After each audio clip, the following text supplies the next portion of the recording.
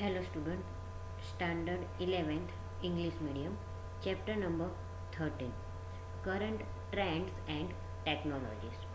So today technology has become integral part of human life. No aspect of human lives has remained untouched from it. The pace with which the technology changes is unprecedented. Every few months we hear about a new technology coming into market. In this chapter we will look at some emerging technologies in the field of computing, entity recognition, digital photography and data storage. So first हम बात करेंगे emerging trends in computing. So the activity that we perform with the use of computer is generally termed as computing. Means जो भी हम task perform करते हैं, जो भी एक्टिविटी परफॉर्म करते हैं कंप्यूटर का यूज़ करके, उसको क्या बोला जाता है? कंप्यूटिंग.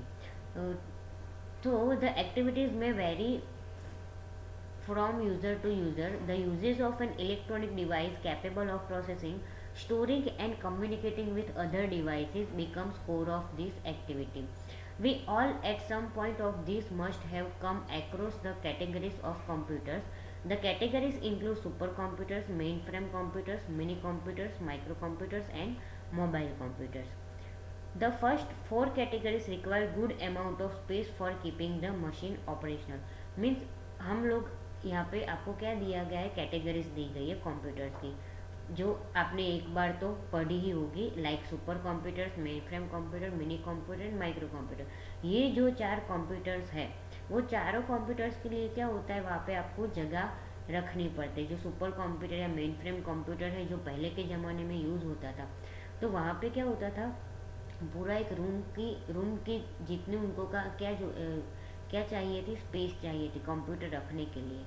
ठीक है. तो अभी अगर हम कोई भी देखें, अगर मिनी कंप्यूटर्स या माइक्रो कंप्यूटर्स देखें, लाइक डेस्कटॉप कंप्यूटर देखें, तो उसके लिए भी हमको क्या चाहिए? पर्टिकुलरली स्पेस चाहिए, टेबल चाहिए. ठीक है. तो उसके लिए क्या चाहिए? आपको पूरी स्पेस चाहिए. और मोबाइल कंप्यूटिंग है. So the mobile computers today have revolutionise revolutionise the use of computers and require minimal space. में जो मोबाइल कंप्यूटिंग है, उसके अंदर क्या होता है कि जो कंप्यूटर्स है, ठीक है, उसके लिए स्पेस रिक्वायर कम से कम होती है. So the major impact of mobility came with the availability of a laptop computers and wireless communication system. So smaller mobile computing devices like personal digital assistant did exist. Its impact was not felt to a great extent due to high cost and limited functionality.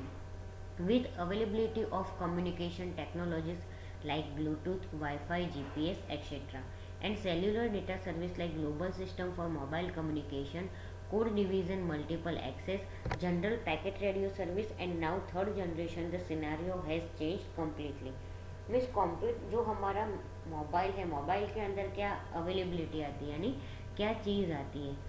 ठीक है. तो mobile या फिर laptop computer ले, तो उसके अंदर क्या वायरलेस सिस्टम आती है. ठीक है. देन आफ्टर वो एक कैसे पर्सनल असिस्टेंट की तरह काम करता है. देन आफ्टर उसके अंदर ब्लूटूथ आता है, वाईफाई आता है, जीपीएस आता है. ठीक है. So this technology combined with nano technology has given rise to miniature devices. Smartphones and tablets are two such great inventions of this era. In this section we will discuss about two such path-breaking computing trends, namely mobile computing and cloud computing. Both these computing trends have changed the computer usage scenario. ठीक है. तो अभी की जो trend है उसके अंदर mobile computing and cloud computing दोनों है. सो हम दोनों के बारे में यहाँ पे बात करेंगे. सो फर्स्ट हम बात करेंगे मोबाइल कंप्यूटिंग.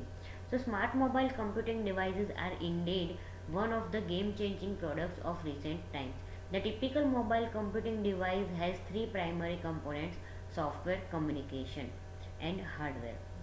मीन्स कोई भी कंप्यूटर, कोई भी आप फ़ोन लेते हो, ठीक है, मोबाइल, तो वो मोबाइल के अंदर थ्री कंपोनेंट्स सेम होते हैं.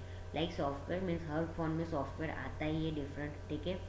फिर कम्युनिकेशन, मीन्स वो फ़ोन से आप कम्युनिकेशन कर सकते हैं. ठीक है. एंड हार्डवेयर, हार्डवेयर यानी जो पूरा फ़ोन किससे बना होता है? हार्डवेयर एसेसरीज से. ठीक है. So the mobile devices today come with an inbuilt operating systems and set of applications. Some example of mobile OS are Android, iOS, Symbian, Windows 8 etcetera. Means यहाँ पे आपको क्या दिया गया, मोबाइल के अंदर जो ओएस आती है यानी ऑपरेटिंग सिस्टम आती है वो कौन सी होती है। तो यहाँ पे आपको एग्जांपल दिया गया है Android, iOS, Symbian and Windows 8. So the inbuilt applications allow us to download games, interactive programs, content of newspaper, books, magazines, etc. Means उसके अंदर जो एप्लीकेशंस होती है, ठीक है, तो वो हमको क्या अलाउ करती है, आपको कोई गेम्स डाउनलोड करनी है, कोई प्रोग्राम्स डाउनलोड करने हैं, या फिर न्यूज़पेपर के कोई कंटेंट डाउनलोड करने, बुक्स डाउनलोड करने, मैगजीन्स डाउनलोड करने, ऐसे कुछ भी अगर आपको डाउनलोड करना होता है तो इनबिल्ट एप्लीकेशन अंदर होती है। The term communication in the above context refers to capabilities such as internet connectivity and phone usage. The mobile devices are becoming omnipresent and are reaching remotest area of the world. With limitless capabilities that these mobile devices offer to the large extent of population, it has now become a necessary tool of our time. The main benefit that mobile devices have given us is that we can do things without being confined to one place.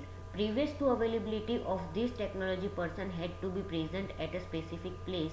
However, today with the availability of various kinds of mobile computing gadgets, one can practically accomplish assigned tasks for any place in the world. The mobile computing trend has become a great success due to supporting technologies like Wi-Fi and 3G.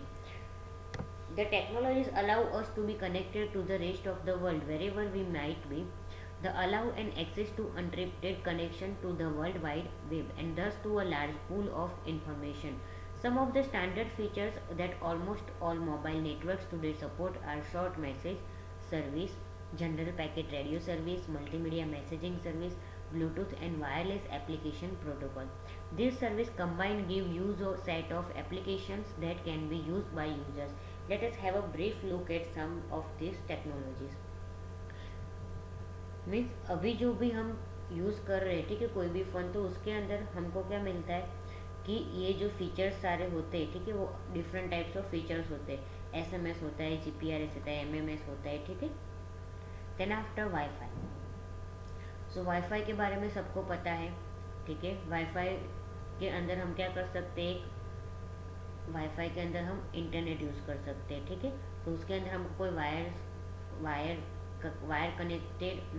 Connection नहीं चाहिए। Firstly सिर्फ आपको क्या होना चाहिए, router होना चाहिए और आपका जो पैकेज है वो कनेक्टेड होना चाहिए, ठीक है। So Wi-Fi is a wireless networking protocol that allows a Wi-Fi enable devices communicate without use of physical cables. Means physical cables के यूज़ किए बिना आप क्या कर सकते हो, जो वाईफाई का जो नेटवर्क है उससे कनेक्ट कर सकते हो, ठीक है। और आपको पता ही है उसका यूज़ कैसे होता है, ठीक है। Then after we are talking about general packet radio service. So as the use of mobile devices increased, so did the user expectation. GPRS became a cutting-edge technology in this thrust of expectation. It took the mobile user's experience to next level by providing a packet switch technology that enable data communication. This technology is used to allow the mobile phone connect to the internet. Basically, any network connection that is not voice or text messaging uses a data connection like GPRS. It offers a tenfold increase in data speed over the circuit switcher technologies. Theoretically, the defined speed is up to 115 kbit. However, practically, the speeds are around 30 to 40 kbps. And using this technology, subscriber can remain connected internet always. Means GPRS में क्या होता है कि अभी उसके अंदर जो speed होती है वो थियोरेटिकली यानी आपको कितनी बोली जाती है 115 kb होती है, लेकिन ओरिजिनल में जो प्रैक्टिकली आप उसको यूज़ करो तो कितनी होती है 30 to 40 kbps. Then after 3G and 4G. So 3G and 4G यानी first G, 2G, 3G and 4G ऐसे पूरा जनरेशन है. फर्स्ट G यानी फर्स्ट जनरेशन, 2G यानी second generation, 3G and third generation and 4G it fourth generation. जो अभी हम use कर रहे हैं वो 4G यूज़ करें, अभी आगे क्या आएगा 5G आएगा, ठीक है. सो पहले जो था वो अभी पहले क्या था, आज से 3, 4, 5 साल पहले वहाँ पे 3G था, ठीक है. तो 1G 3G 2G, sorry 1G 2G 3G and 4G, ऐसे ये पूरी जनरेशन चल रही है, ठीक है। सो जो 1G सर्विस थी, जो फर्स्ट जनरेशन थी, तो उसके अंदर वो डेटा स्पीड कितनी थी, 19.2 kbps थी। देन आफ्टर 2G आया, तो 2G की जो स्पीड थी वो अप्रोक्सीमेटली कितनी कितनी थी, 1.2 Mbps, ठीक है। And currently we are using 3G and 4G networking, ठीक है। सो 3G एंड 4G में क्या होता है, जो 3G सर्विस डेटा जो है, ठीक है, वो फास्टर डेटा ट्रांसफ़र है और उसकी स्पीड जो है वो 3 Mbps थी, ठीक है। और उसके अंदर हम क्या कर सकते थे, आसानी से वीडियो कॉलिंग कर सकते थे, ऑनलाइन बिलिंग सिस्टम कंप्लीट कर सकते थे, ठीक है। एंड देन आफ्टर 4G की बात करें, तो 4G के अंदर क्या था, 4G के अंदर अप टू आपकी जो डाउनलोडेड स्पीड है वो कितनी है, 100 Mbps, एंड अपलोड स्पीड कितनी है, 50 Mbps, ठीक है। मीन्स नेट का आप यूज़ कर रहे हो अभी, तो आपको पता ही होगा कि क्या कितनी स्पीड होती है, ठीक है। सो जो 4G है उसके अंदर आप क्या कर सकते हो, 100 Mbps डाउनलोड स्पीड है एंड 50 Mbps अपलोडेड स्पीड है, ठीक है। देन आफ्टर ब्लूटूथ, सो ब्लूटूथ के बारे में हम बात करें, तो ब्लूटूथ किसके लिए यूज़ होता है, कि ब्लूटूथ का यूज़ करके आप क्या कर सकते हो, आपके जो वायरलेस हैंड्स फ्री होते हैं या फिर लैपटॉप के अंदर ब्लूटूथ होता है, तो आप क्या कर सकते हो, उसको कनेक्ट कर सकते हो आपके फ़ोन से, और एक फ़ोन के अंदर से दूसरे फ़ोन के अंदर आपको डेटा ट्रांसफ़र करना है, फिर भी आप ब्लूटूथ का यूज़ कर सकते हो, ठीक है। और यहाँ पे आपको फिगर नंबर 13.1 दिया गया है, उसके अंदर ब्लूटूथ का लोगो है, ठीक है। सो यहाँ पे यहाँ पे इतना आपको पता चला, ठीक है। सो आज के लेक्चर में इतना ही, बाकी का हम नेक्स्ट लेक्चर में देखेंगे।